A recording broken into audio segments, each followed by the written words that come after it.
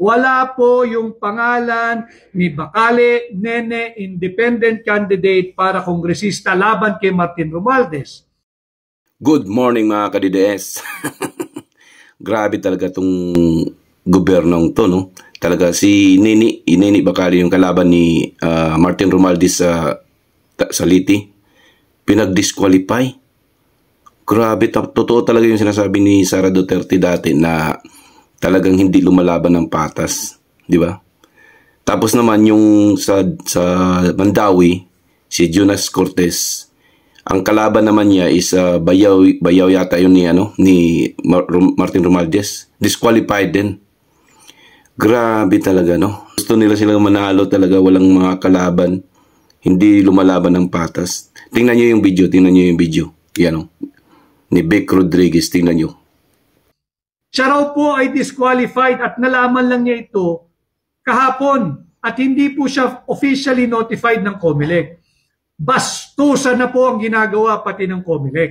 Hindi binigyan ng notice yung tao na meron palang oposisyon doon sa kanyang pag-transfer ng kanyang distrito. Basic po iyan sa ating saligang batas, yung due process at equal protection of the laws. Naglabas ng pahayag ang COMELEC at sila'y nagsabi, ito ang certified list of candidates. Kasali po si Nene Bacale, kandidato for congresswoman, kalaban ni Martin Romualdez. Hindi po talaga marunong lumaban ng malinis at patas ang ating mga nagpapahirap sa bansa. Tinanggal po nila si Nene Bacale bilang opisyal na kandidato ayon sa COMELEC. Ito po ay violation ng kanyang right to due process and equal protection of the laws. I had a brief talk with her lawyer. I told him, Nene Bacale is in good hands legally. Just pursue all the available legal remedy. Kinakailangan maisama si Bacale, Nene, dyan sa balota sapagkat karapatan po, hindi na ni Nene yung ating right of suffrage yung bawat Pilipino na pumili kung sino yung gusto nilang iboto. Bakit ba hindi kayo marunong lumaban ng patas? Lahat ng pandaraya ay ginagawa ninyo, hindi pa man nagsisimula ang kampanya. Bakit itong COMELEC patuloy din pinapaboran ang baluktot na administrasyon ni Bongbong Marcos at yung mga kandidato nila? Patunay. Humingi po at binigyan ng exemption ng COMELEC yung AKAP, yung AIX at kung ano-anong ayuda pa. Pwede raw pong mamigay. Bakit hindi ninyo patapusin ang kampanyahan bago nyo ituloy yung AKAP, yung AIX?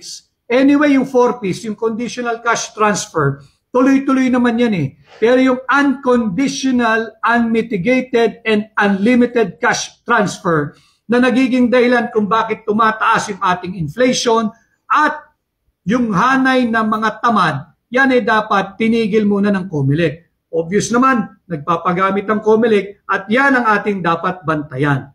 Kay Rojas Elin, yes, 55. Ito po, number 55. Salamat po. At kay Diamond, Lea Catalina, Pucha, Garcia at Tambaloslos. Tama ho, masamang tandem yung Tambaloslos at yung COMELEC. Dapat po kayo mag-ingay dyan sa 1st Legislative District ng Leyte. Ayaw ng may kalaban ng taong ito. Kaya tinanggal nila si Bacale Nene. Ganito na po kasama, ganito na po kababoy at patuloy na paglapastangan sa ating saligang batas. Basta-basta na lang tatanggalin ang isang kandidato na tinanggap naman po ng maayos ng komisyon ang kanyang certificate of candidacy. Ito po yung kopya. May receiving copy pa nung Nene Bacale. At hindi po siya binigyan ng notice na merong reklamo o merong problema ang kanyang paglipat. Bigla na lang po siyang tinanggap after maglabas ng certified list of candidates kasama si Nene Bacale. Kailangan malaman po ito, hindi lamang ng mga taga-Leyte, hindi lamang ng mga taga-Tacloban, kung hindi ng buong Pilipinas.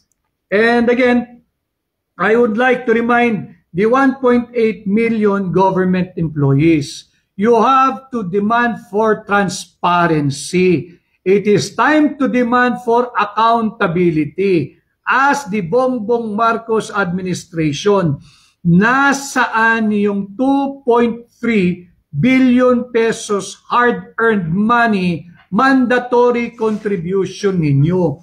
bakit linagyak ng GSIS sa 3 listed company na lugi, na hindi nagbibigay ng dividendo, na walang viable economic and profitable activity. Ito po ay more than plunder, 2.3 billion na po ito eh. Very systematic yung pagkuha ng pera ninyo. Kayo lugi. Sila sigurado kumita yan.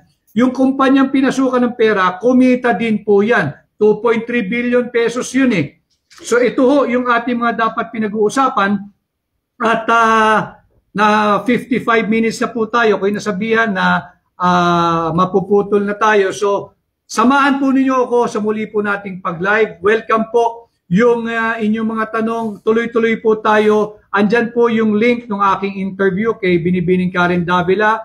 Sana ho'y panuorin ninyo, i-share ninyo, ibahagi ninyo. And again, I'd like to thank Binibining Karen Davila for inviting me at ako'y nabigyan ng oportunidad na magpasukat at magpasuri hindi lamang sa kanya, kundi sa inyo, sambayan ng Pilipino. Muli ho, ako po si Attorney Vic Rodriguez. Ngayon 2025, tayo po'y magkaisa. Dahil pag tayo nagsama-sama, posible ang pagbabago pag naghatid ng bago sa Senado, number 55. Maraming salamat at magandang hapon po.